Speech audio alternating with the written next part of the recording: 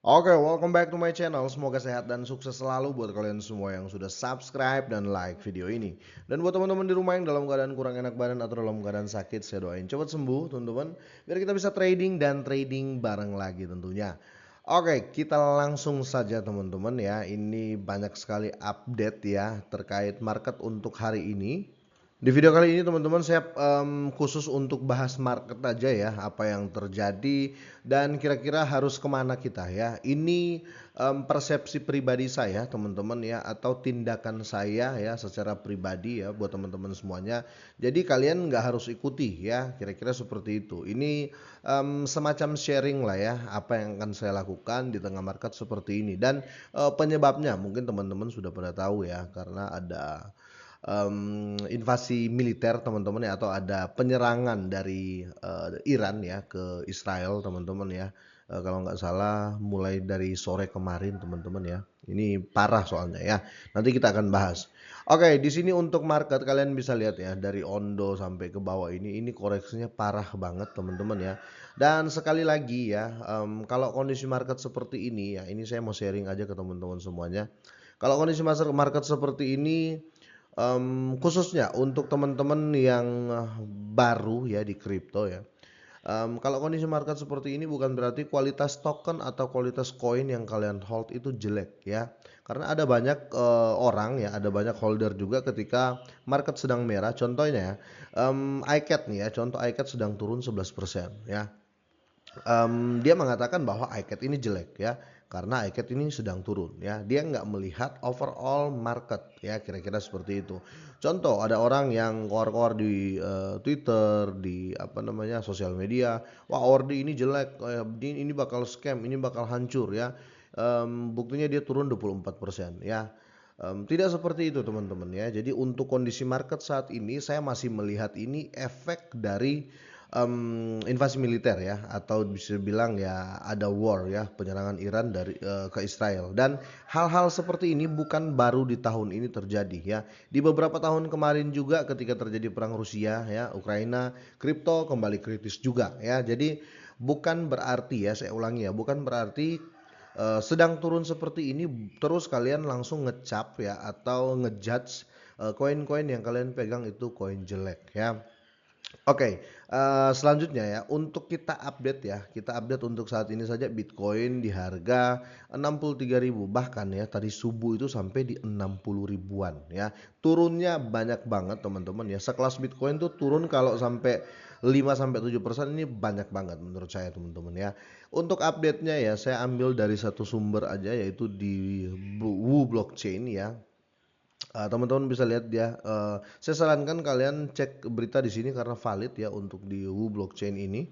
Di update terbarunya teman-teman ya, dia ngepost seperti ini ya, ketika Iran menyerang Israel untuk pertama kalinya dalam sejarah, aset-aset beresiko turun tajam ya, dan di sini Ethereum turun ke level 2.852 hanya dalam 4 jam teman-teman ya, dan Bitcoin turun ke level 60.600 ya, dan jumlah likuidasi ya, banyak yang liquid ya, terutama di derivative market ya, dan di sini jumlahnya 711 juta dolar ya. Ini hanya dalam waktu 4 jam teman-teman ya.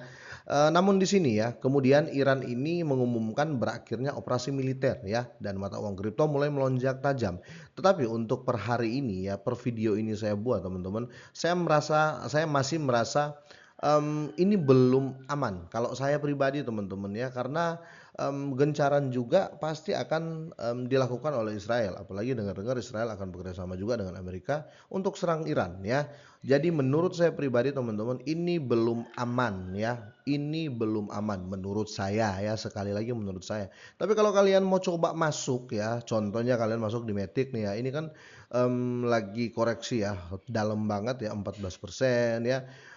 Terus kalian masuk di, ya terserah lah kalian masuk di mana yang lagi koreksi tajam. Ingat ya, yang lagi koreksi tajam. Terus kalian masuk, ya ada kemungkinan kalian bisa profit ketika terjadi recover ya, atau terjadi pembalikan harga. Mungkin sedikit demi sedikit ya, akan naik akan naik. Nah, otomatis kalian bisa profit di situ ya.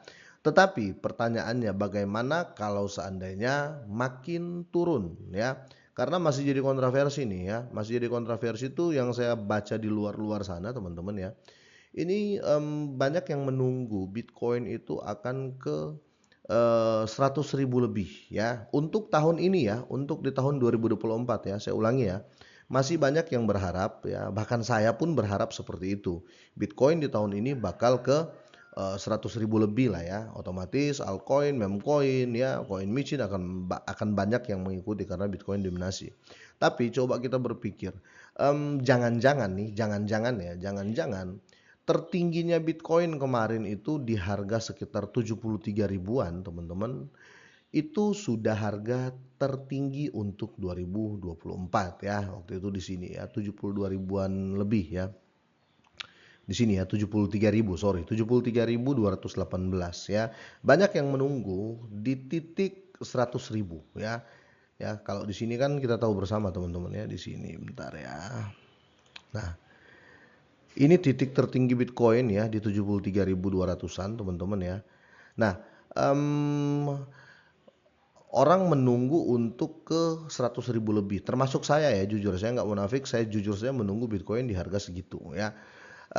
Tapi ya kita nggak tahu bagaimana kalau seandainya harga 73 ribu kemarin itu sudah harga yang tertinggi dan sekarang tinggal jalan koreksi ya. Sekarang tuh tinggal ya koreksi-koreksi dikit lah ya. Kira-kira seperti itu ya. Tapi semoga saja enggak ya. Semoga saja 73 ribu kemarin itu belum tertinggi ya untuk di tahun 2024 ya. Dan sekali lagi saya mau remind, mungkin ada teman-teman yang baru juga ya nonton video ini atau baru di kripto, terus sudah nginvest ya. Sekali lagi, apapun aset yang kalian pegang hari ini ya pasti koreksi. Apalagi kalau kita berbicara sektor meme, sektor altcoin 10 besar ya pasti terjadi koreksi walaupun sedikit ya. Dan kalau kita lihat di sini ya bukan sedikit juga tapi banyak sih ya. Jadi apapun yang kalian pegang terus terjadi penurunan teman-teman ya, bukan berarti koin yang kalian pegang atau kalian hold itu jelek ya. Ini memang kondisinya lagi apa ya, lagi panik-paniknya orang ya. Karena dengan adanya war, kalau kita lihat untuk di Twitter saja, kalian kalau lihat Twitter ya, itu banyak yang nge-update teman-teman ya tentang perang aja, tentang perang ya, karena invasi militer ya Iran ke apa namanya Israel ya, dan di sini masih panas banget teman-teman ya, masih hangat banget ya. Jadi saya rasa ini belum aman untuk masuk ya, menurut saya pribadi seperti itu ya. Tapi kalau kalian mau masuk terserah kalian ya. Kalian bisa lihat untuk di Twitter masih heboh beritanya, dan ingat news that important ya. Itu news itu paling menentukan menurut saya pribadi ya. Banyak kemarin ya orang-orang ya, banyak kemarin analis-analis yang memprediksi nih kemarin nih, memprediksi Bitcoin bakal ke harga ini besok dan lain-lain ya. Tapi tiba-tiba ya terjadi perang seperti ini ya, otomatis harganya berbalik teman-teman ya, dan apa mau dikata ya, tidak ada lagi yang apa namanya bisa berkata-kata kalau newsnya sudah seperti ini ya. Dan saya kalian kalau mau update juga terkait kondisi market, terkait kondisi politik ekonomi ya, kalian boleh deh kalian coba lihat yang Breaks News ini teman-teman ya. Di situ info-info juga banyak, minimal bisa membantu kalian untuk jadi acuan. Oh bisa masuk apa enggak saat ini ya. Takutnya masih terjadi perang ya, kira-kira seperti itu teman-teman ya. Oke, sampai di sini aja dulu teman-teman. Semoga ini bermanfaat ya. Tetap dior ya teman-teman ya. Tetap kalian waspadalah ya, kira-kira seperti itu. Jangan sembarang masuk ya. Semoga ini bermanfaat. Semoga sehat dan sukses selalu buat kalian semuanya.